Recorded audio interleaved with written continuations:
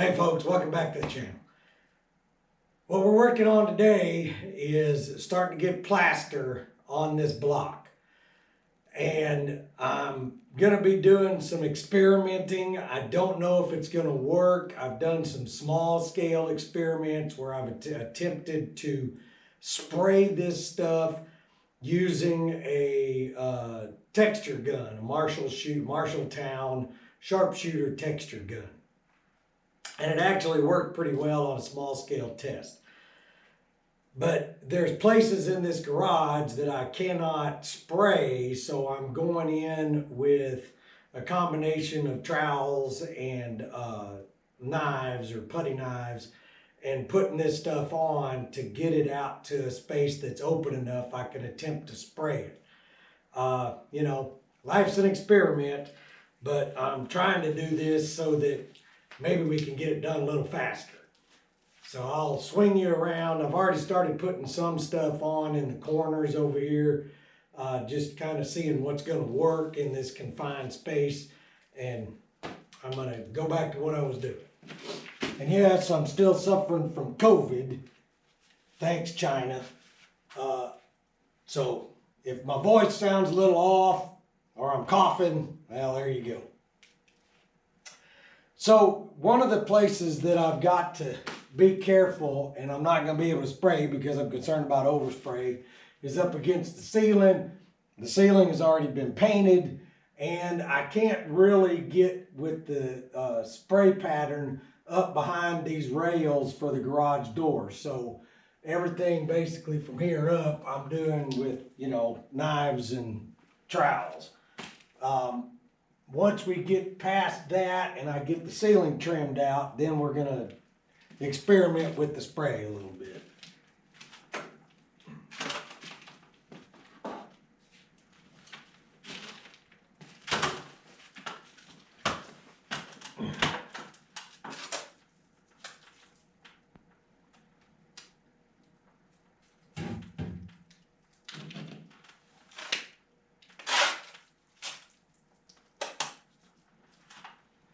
And it's kind of a pain getting up here behind this rail. Probably would have been easier to do this before the garage doors went in, but it wasn't a very controlled environment before the garage doors went up. So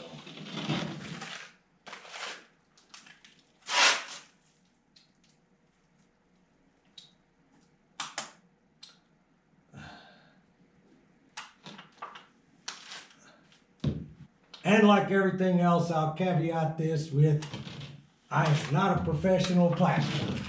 So anything you see me do, use at your own risk.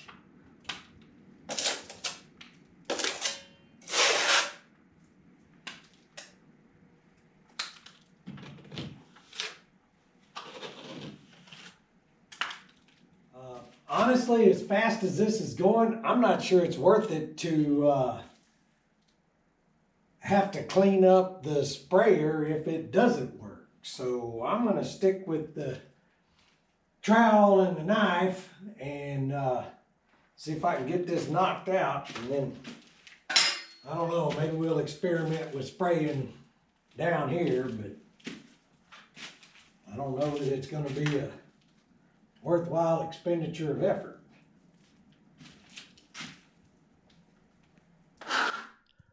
Like many things on this project, this is a skill that we developed by doing some research, reading a few books and magazine articles and that kind of stuff, but primarily from watching channels on YouTube.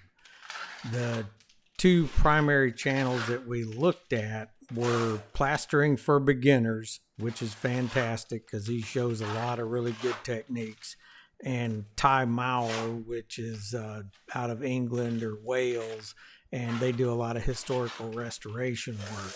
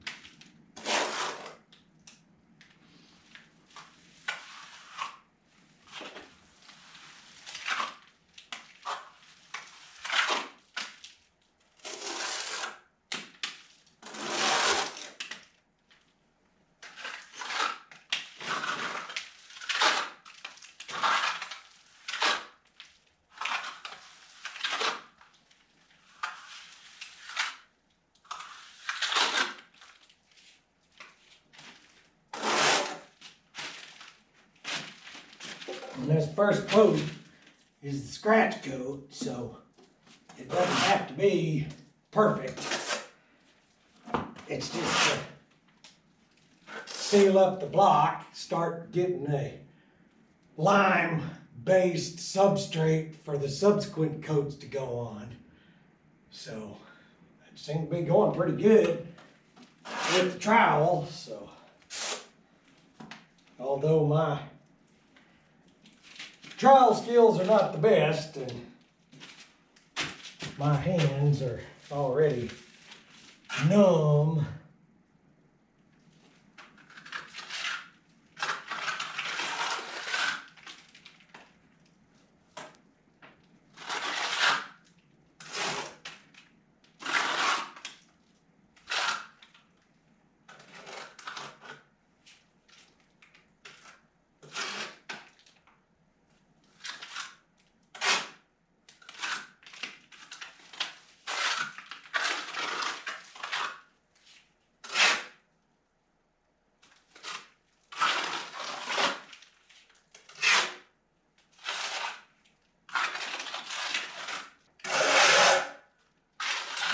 of course, all the research I've done on this is historically, you're putting about a ½ an inch of this on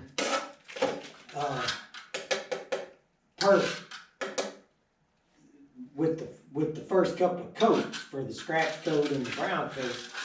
And well, I don't see how, honestly, because I mean, I try to put it on pretty thick, but hell, I'm lucky to get an 1/8 to 3/16 of an inch on here. So I don't know if it's me, if it's this block, if it's the way I mixed this plaster up. I don't know.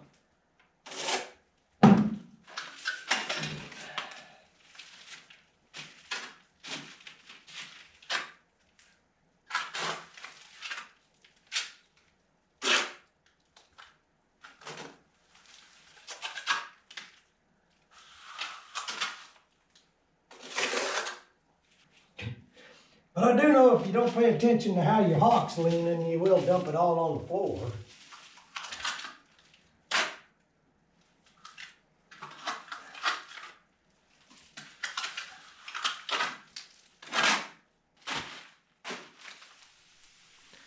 This process of wetting down the substrate and this plaster as you're adding subsequent layers is to keep the layers underneath or the substrate you start with from sucking too much of the moisture out of the plaster so that it dries really fast and you end up with cracks. You kind of want to keep a balance between the drying process or the desiccation process and the absorption of CO2.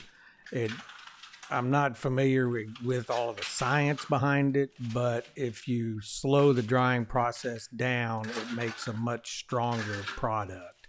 So I don't know that in the subsequent videos you're going to see us doing this, but as the plaster is drying, if we see that we're getting a problem, we'll come back and spray it some to slow that drying process down and prevent cracks and delamination of the layers.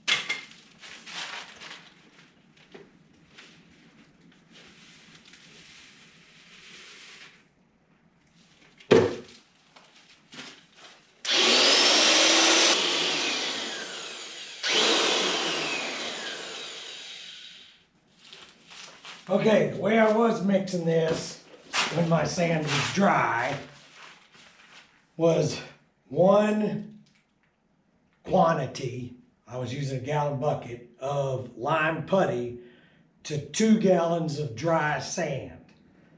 Now that the sand is wet, it's a little loose mixture, so I just upped that ratio to 1 to 2.5 to see if it goes on a little better, because it's a little too loose. I'm also gonna, because I've moistened this wall down last night and again this morning, I'm gonna stop putting water on it before I put the plaster on to see if that helps it a little bit, because it'll suck some of the moisture out of that plaster. And as wet as this is, we may be spraying, because it'll go through the sprayer pretty easy, so we'll see. It's all an experiment.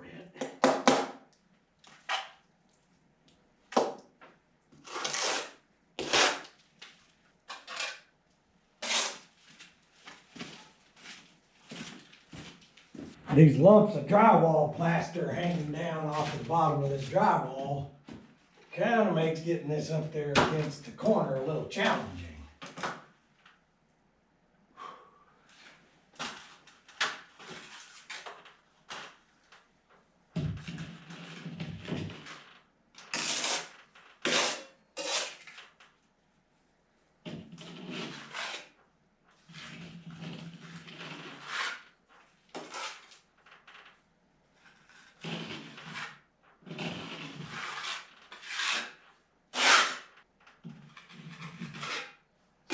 That one, it pushes the knife away from the wall because it's getting hung as I'm going up there in that corner.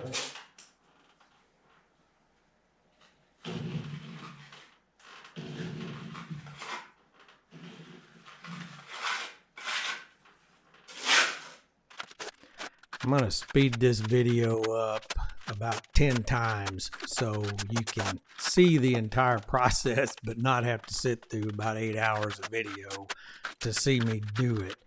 I figure that somebody that's going to be interested in doing this for themselves is going to have an interest in, you know, kind of what the whole process is.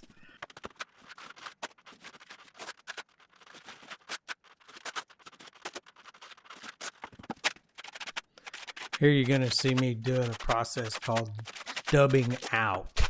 And what it basically is I'm going around and filling the low spots on this block, things that are not going to be filled in when I put the scratch coat on.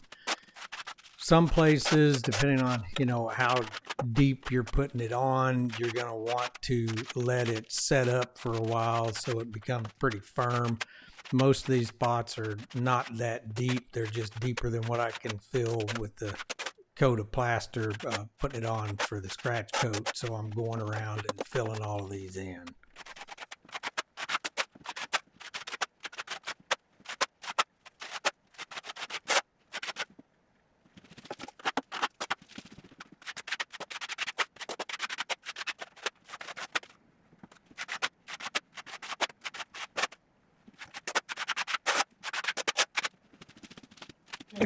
The drywall texture gun we're going to be testing out for this is a Marshalltown Sharpshooter 2.1.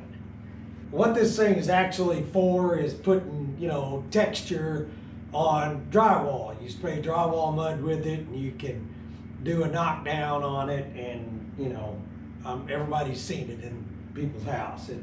It's the thing that's replaced popcorn from the 60s and 70s.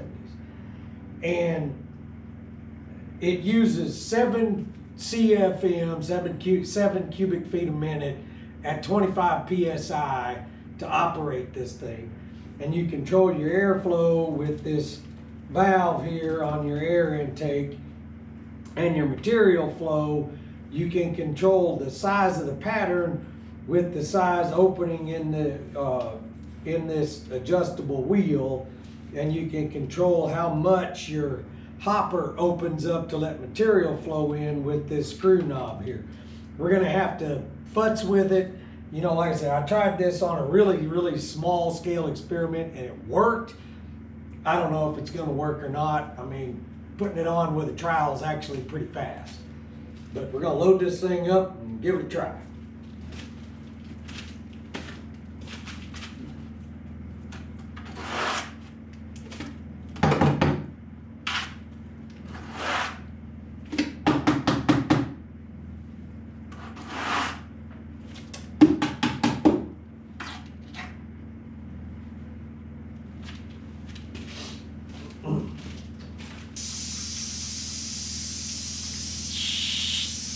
Seems like our air pressure's a little off. Alright, since everything seems to be freezing, we may not be doing this way.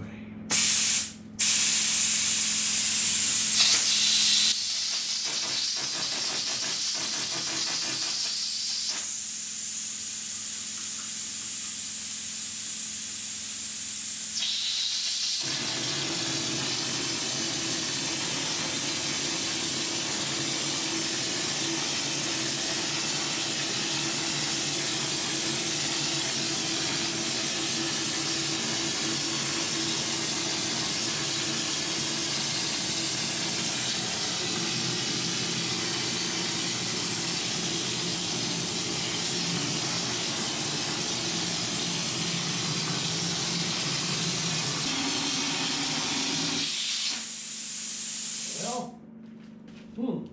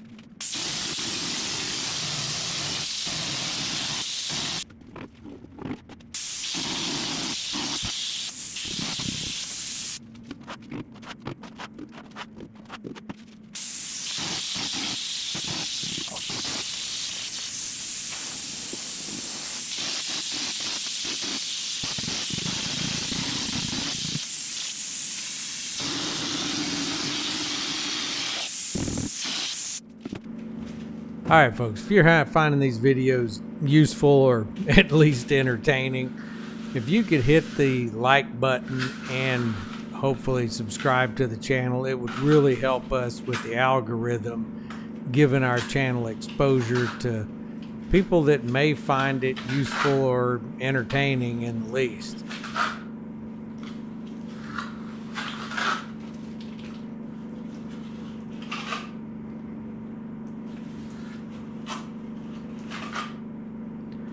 There's a couple things to note about doing this with the spray setup. First, you're going to see later on, I'm going to have a fan going and the garage door cracked, and then you're going to see me wearing a dust mask. This stuff is not toxic, but it does put a lot of fine particulate, moisture, etc. into the air, and I noticed that it was starting to, collect around my nostrils and stuff while I was working. Second is you've got to come back and smooth it out with a trowel. So I think it's a wash based on labor and time savings, spraying it on versus putting it on with a trowel. It does seem to go on faster, but then you've got to come back and work it with a trowel anyway. If you were doing this with two people where one person was spraying and another was coming behind with a trowel, it would be a lot faster. But like anything, if you've got two people doing a task, it goes faster provided one of them is not completely incompetent.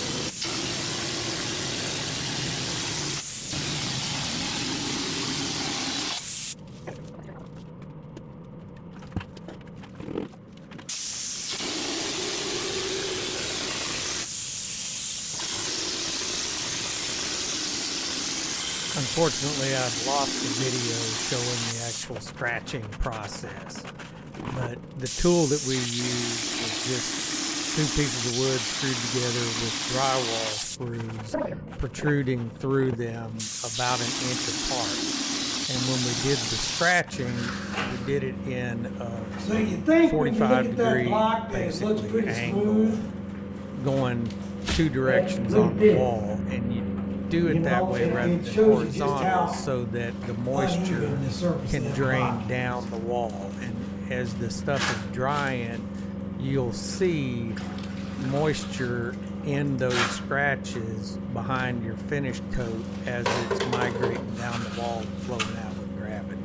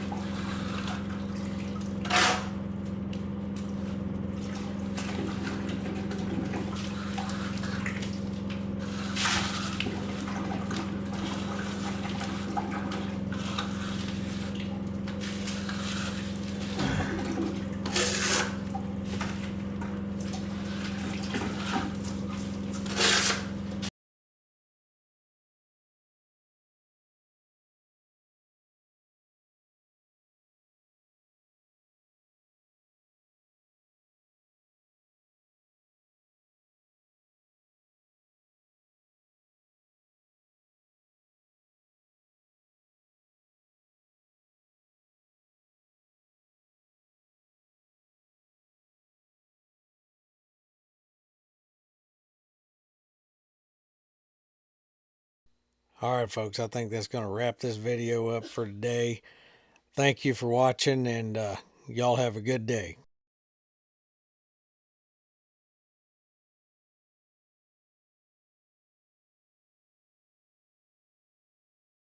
Alright, so we're cleaning the crumbs off the wall from where we did the scratching in the scratch coat.